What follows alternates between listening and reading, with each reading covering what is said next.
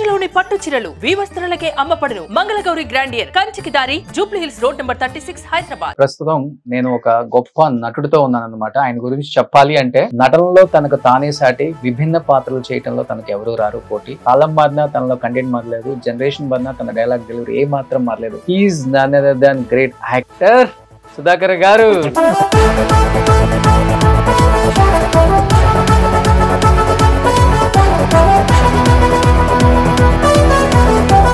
సుధాకర్ గారు అన్ని సంవత్సరాలు నవ్వించారు. ఈ ఇంటర్వ్యూలో చూసే ప్రేక్షకులందరూ నవ్వుకోవడానికి 2-3 డైలాగ్స్ చెప్తే మీ సినిమాలో అవి. చేతోడులో ఒక డైలాగ్ ఉంది, ప్రతి మాటకి పిచ్చు అంటుంటాను, ఏమనుకుంటుంది అబ్బా అనేవాడు. ఉంటుంది కదా పిచ్చే కొట్టుడు ఏదో ఉంటది, అబ్బా పిచ్చ కొడుతులు కొట్టుకుంటా. తమిళ ఇండస్ట్రీ మొత్తాన్ని షేక్ చేశారు కదా ఆ టైంలో. వచ్చింది ది బెస్ట్ కాంప్లిమెంట్ అంటే మీకు? నంద్యాల 2 సార్లు వచ్చిన్నారు. చాలా మంది రాజకీయ పార్టీ వాళ్ళు కూడా అడిగారు కదా, మా పార్టీలో జాయిన్ అయితే బాగుండు సుధాకర్ గారు. అక్కడ తమిళ్లో అడిగేవారు కానీ నాకు మరి పాట difficult situation in your life అంటే ఏమని చెప్తారు ఆ రోజుల్లో? నేను చిరంజీవి హరిప్రసాద్ కూడా విక్టోరియా గార్డెన్స్ అక్కడ ఉండేవాళ్ళు కదా అంతా. అప్పుడు republic garden, republic garden. But మునగ చెట్టు ఉందా ఇప్పటికి అక్కడ?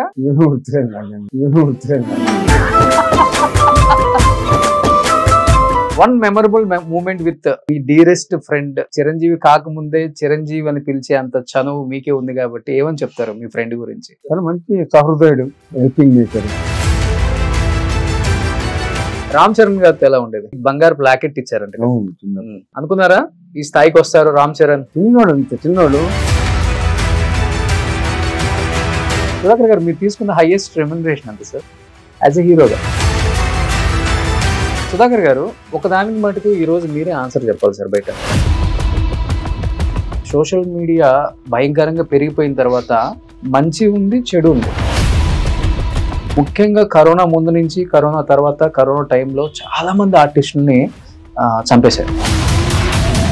రాసిచ్చి నమ్మకూడదు, నా మీద కూడా సుధాకర్ చనిపోయాడు అని చెప్పి చాలా మంది రూమర్స్ వచ్చాయి. బట్ బయట ఒక న్యూస్ ఉంది, దానికి నువ్వు ఆన్సర్ చెప్పచ్చు, ప్రాబ్లం లేదు. ఇప్పుడు హెల్త్ పక్కన పెడితే ఆర్థికంగా కొంత చితికారు సుధాకర్ గారు ఫ్యామిలీ అనే మాట వాస్తవం నిజంగా? మరి అంత ఇప్పుడు బాబు పెళ్లి చేశారు కదా, చాలా మంది ఎక్స్పెక్ట్ చేశారు ప్రతి స్టార్ హీరో బెన్నీ పెళ్లికి వస్తారు అని. మీరు పిలవలేదా? లేకపోతే పెళ్లికి ఆర్టిస్ట్ అంటే తెలుగు ప్రేక్షకులకి ఇంతగా ఆదరించిన మీ ప్రేక్షకులకి, మీ ఫ్యాన్స్ కి ఏం చెప్పాలనుకుంటున్నారు సుధాకర్ గారు? నన్ను ఇండస్ట్రీ ఏ విధంగా ఎంకరేజ్ చేసిందో మా అబ్బాయి బెన్నీని కూడా అంత ఎంకరేజ్ చేసి చేయొచ్చని వాడిని కోరుకుంటున్నాను. అది ఒకటి, అంత మంచి నేను కోరుకునేది industry.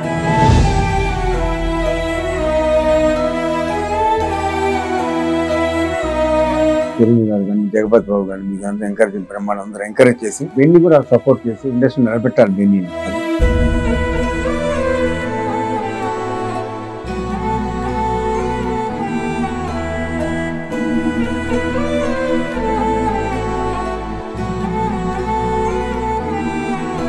Hi, hello, welcome to Suman TV. నేను మీ రోషన్. సో ప్రస్తుతం నేను ఒక గొప్ప నటుడితో ఉన్నాను అనమాట. ఆయన గురించి చెప్పాలి అంటే నటనలో తనకు తానే సాటి, విభిన్న పాత్రలు చేయటంలో తనకు ఎవరు రారు పోటీ. కాలం మారినా తనలో కంటెంట్ మారలేదు, జనరేషన్ మారినా తన డైలాగ్ డెలివరీ ఏ మాత్రం మారలేదు. He is none other than great actor Sudhakar garu. Sudhakar గారు నమస్తే. నమస్తే అండి. సో వస్తూ ఉంటే యూట్యూబ్ లో ఒక్కసారిగా, సో యూట్యూబ్ లో సరదాగా మీ మంచి మంచి నవ్వించిన కామెడీ బిట్స్ అన్ని చూసుకుంటూ వచ్చాను సార్. నవ్వుకోలేక చచ్చిపోతున్నాం ఇప్పటికి కూడా. అంత బాగా నవ్వించారు తెలుగు ప్రేక్షకుల్ని. కొన్ని 100 సినిమాలు, దాదాపు 40 సంవత్సరాల జర్నీ. ఎలా అనిపిస్తుంది బ్యాక్ వెళ్ళి చూసుకుంటే? సుధాకర్ అనే ఒక వ్యక్తి ఒక చిన్న ఊర్లో పుట్టి చెన్నై వెళ్ళి కష్టపడి మళ్ళీ అక్కడ ఒక స్టార్ గా ఎదిగి మళ్ళీ హైదరాబాద్ వచ్చి ఇక్కడ ఒక స్టార్ గా ఎదిగి, ఈ జర్నీ అంతా ఎలా అనిపిస్తుంది సార్? మీరు ఇంటర్వ్యూస్ చాలా తక్కువ కాబట్టి ఈరోజు మీ గురించి తెలుసుకోవాలి అందరం. సంతోషంగా ఉంటుంది. ఫస్ట్ నేను ఫిల్మ్ ఇన్స్టిట్యూట్లో చేశాను. ఫిల్మ్ ఇన్స్టిట్యూట్లో 1 year కోర్స్ చేసిన తర్వాత ఫస్ట్ నన్ను హోటల్లో చూసా భారతీరాజా గారు, డైరెక్టర్ భారతీరాజా చూసి నన్ను సినిమాలో యాక్ట్ చేస్తా అంటే ఫిల్మ్ స్టూడెంట్ అంటే యాక్ట్ చేస్తానంటే కెలకి పౌర్ణమి ఫస్ట్ భారతీరాజా నన్ను ఇంట్రొడ్యూస్ చేశాడు. Super duper hit. అది 1 year ఆడింది. తరచుగా తెలుగులోకి వచ్చాను. తెలుగు కామెడీ వీళ్ళను అన్ని రకాల క్యారెక్టర్ చేస్తూ ప్రేక్షకులు ఆదరించినంతగా చేస్తానే ఉన్నాను నేను. ఇప్పుడు కొంచెం రెస్ట్గా ఉంటున్నాను, హెల్త్ బాగాలేదు కాబట్టి. ఇక నా తరఫున నా కొడుకు బెన్నిక్ మైక్ పేల్ నన్ను ఎలా ఆదరించారో ఇండస్ట్రీ మళ్ళీ మా అబ్బాయి బెన్నీని కూడా అలాగే ఆదరించాలని కోరుకుంటున్నాను. బట్ తమిళ ఇండస్ట్రీ మొత్తాన్ని షేక్ చేశారు కదా ఆ టైంలో, వరుస సూపర్ డూపర్ హిట్స్ తో. ఒక రకంగా చెప్పాలంటే అక్కడ ఉన్న స్టార్ హీరోలు కూడా అరే ఒక తెలుగు హీరో మనల్ని షేక్ చేస్తున్నారా అన్న స్థాయికి తీసుకొచ్చారు కదా. మ్యాగజైన్స్ లో ఎక్కడ చూసుకున్నా మీ గురించే, పెద్ద పెద్ద కవర్ పేజెస్ లో మీరే. ప్రౌడ్ గా అనిపించిందా నాన్నకు కానీ, అమ్మకి కానీ, అన్నకు కానీ? అవును, వచ్చింది. ది బెస్ట్ కాంప్లిమెంట్ అంటే మీకు నంది అవార్డు 2 సార్లు వచ్చింది నాకు. స్నేహితుల పిక్చర్ ఒకసారి, పెద్దరికి ఒకసారి అవార్డు వచ్చింది. తమిళ్లో దగ్గర 30-25 పిక్చర్స్ యాక్ట్ చేశాను తమిళ హీరోగా. తర్వాత తెలుగు ఎంటర్ అయ్యాను. అంటే రీజన్ ఏముందా సార్? అంత పీక్ లో ఉన్నారు కదా తమిళ్లో, ఒక్కసారిగా తెలుగు ఇండస్ట్రీకి రావడానికి రీజన్ ఉందా? అంటే ఆఫర్స్ లేకపోతే మీరే కావాలి నా తెలుగు ఇండస్ట్రీలో కూడా నాకు పేరు రావాలనే ఉద్దేశంతో మీరు అక్కడి నుంచి ఇక్కడ షిఫ్ట్ అయ్యారు? అంతే, అందుకు నేనే షిఫ్ట్ అయ్యాను. కాకపోతే తమిళ్లో హీరోగా ఉన్నాను, తెలుగు వచ్చిన కామెడీ విలన్ కమెడీగా స్థిరపడ్డాను. బట్ చాలా మంది రాజకీయ పార్టీ వాళ్ళు కూడా అడిగారు కదా, మా పార్టీలో జాయిన్ అయితే బాగుండు సుధాకర్ గారు అక్కడ తమిళ్లో. అడిగేవారు కానీ నాకు మరి పార్టీస్ అంత పెద్ద ఇంట్రెస్ట్ లేదు, అందుకని నేను జాయిన్ అవ్వనని చెప్పేవాడిని, సపరేట్గా ఉండేవాడిని. ఓకే, సో కమ్యూనిస్ట్ నినాదం ఎక్కువ ఫస్ట్ నుంచి కూడా, ఆ భావజాలం ఎక్కువ ఇంట్లో కూడా ఏమీ లేదు. సో పాలిటిక్స్ ఇంట్రెస్ట్ ఉండదు అంతే? ఇంట్రెస్ట్ లేదు. జాయిన్ అవ్వమని అడిగారు, కాకపోతే నాకు పెద్ద ఇంట్రెస్ట్ లేదండి, పార్టీస్ పెద్ద ఇంట్రెస్ట్ లేదు నాకు.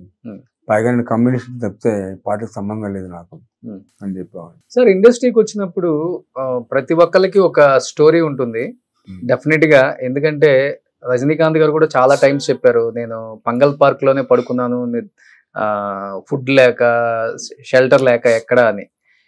అసలు మీరు పడ్డ కష్టాలు ఇప్పటికి ఎప్పుడైనా కూర్చున్నప్పుడు సరదాగా అయినా ఈ ఫ్యామిలీతో షేర్ చేసుకుంటాం, మీకు గుర్తు వస్తుంటే మీ మెమరీస్, అసలుకి ఒక difficult situation in your life అంటే ఏమని చెప్తారు ఆ రోజుల్లో? చెప్పాలంటే ఏమీ లేదు, కష్టపడ్డాను పైకి వచ్చాను. నేను చిరంజీవి హరిప్రసాద్ ముగ్గురం రూమ్మేట్స్ ఉండేవాళ్ళం, ఫ్యామిలీ వండుకునేవాళ్ళం, తినేవాళ్ళం, సంతోషంగా ఉండేవాళ్ళం తప్పితే మాకు ప్రాబ్లమ్స్ లేదు. కాకపోతే సినిమాలో మంచి ఛాన్స్ రావాలని కోరుకుంటూ ఉండేవాళ్ళం. ఓకే, అలాగే వచ్చాయి. సో వండే బాధ్యత మీద? వండే బాధ్యత చిరంజీవి హరిప్రసాద్ నేను ముగ్గురం తీసుకునేవాళ్ళు. విక్టోరియా గార్డెన్స్ అక్కడ ఉండేవాళ్ళు కదా అంతా. అప్పుడు రిపబ్లిక్ గార్డెన్స్ గుర్తుంది సార్ మీకు బానే? ప్రతి ఒక్కళ్ళు అక్కడ నుంచే కదా ట్రయల్స్ వేసింది, అక్కడ ఉన్న వాళ్ళంతా క్లిక్ అయిపోయారు. సో బట్ మునగ చెట్టు ఉందా ఇప్పటికి అక్కడ? ఏమీ గుర్తులేదు. ఇప్పుడు రూమ్మేట్స్ అన్నారు కాబట్టి సార్, ముగ్గురులో ఫస్ట్ ఎవరికి అవకాశం వచ్చింది? హరిప్రసాద్ గారా, చిరంజీవి గారా, సుధాకర్ గారా? ఫస్ట్ నాకే వచ్చింది ఛాన్స్, నా తర్వాత చిరంజీవి, ఆ తర్వాత హరిప్రసాద్, శివరంజన్. అలా ఎదిగే క్రమంలో ఒక బాండింగ్ ఉంటది కదా మీ అందరికి. సో ఫ్రెండ్స్ ఫస్ట్ నాకు ఆఫర్ వస్తే డెఫినెట్ గా నేను హెల్ప్ చేస్తాను, లేకపోతే నీకు ఆఫర్ వస్తే నేను హెల్ప్ చేస్తానని ఒకరికొకరికి ఆ బాండింగ్ ఎలా ఉండేది ముగ్గురికి? హరిప్రసాద్ గారు అంతా ఏం లేదండి, మామూలు ఉండేవాళ్ళు, వంతుకోవడం యాక్ట్ చేసుకుంటే బయటకు వచ్చేవాళ్ళు తప్పితే దాని పెద్దగా ఆలోచించేవాళ్ళు కదా, ఇక ఇది ఉండేది, టెన్షన్ ఉండేది కదా. One memorable moment with me dearest friend, Chiranjeevi కాకముందే చిరంజీవి అని పిలిచే అంత చనువు మీకే ఉంది కాబట్టి ఏమని చెప్తారు మీ ఫ్రెండ్ గురించి? చాలా మంచి సహృదయుడు, హెల్పింగ్ నేచర్, మంచివాడు, మంచి ఫ్రెండ్ నాకు. అది ఇద్దరు కాంబినేషన్స్ అన్ని సూపర్. బెన్నీని చాలా ఎంకరేజ్ చేస్తూ ఉంటాడు, బెన్నీ మంచి ఛాన్స్ రావాలని కోరుకుంటూ ఉంటాడు. నా గురించి అంత హెల్ప్ తీసుకున్నాడు, ఇంట్రెస్ట్ తీసుకున్నాడు, బెన్నీ గురించి అంత ఇంట్రెస్ట్ తీసుకుంటాడు. రామ్ చరణ్ గారి గురించి ఎలా ఆలోచిస్తారో బెన్నీ గురించి కూడా అలా ఆలోచిస్తారు. అలా ఆలోచిస్తారు తప్పనిగా, మా అబ్బాయి గురించి కూడా అలాగే ఆలోచిస్తాడు. మీ ఇద్దరు కాంబినేషన్ అన్ని సూపర్ డూపర్ హిట్ కదా సార్. మీకు బాగా నచ్చిన కాంబినేషన్ అంటే ఒక సినిమా అంటే ఏమని చెప్తారు? ఇద్దరు నవ్వుకొని సూట్పురం పోలీస్ స్టేషన్. సూట్పురం పోలీస్ స్టేషన్, యముడికి మొగుడు. So one of the producer కదా మీరు దానికి.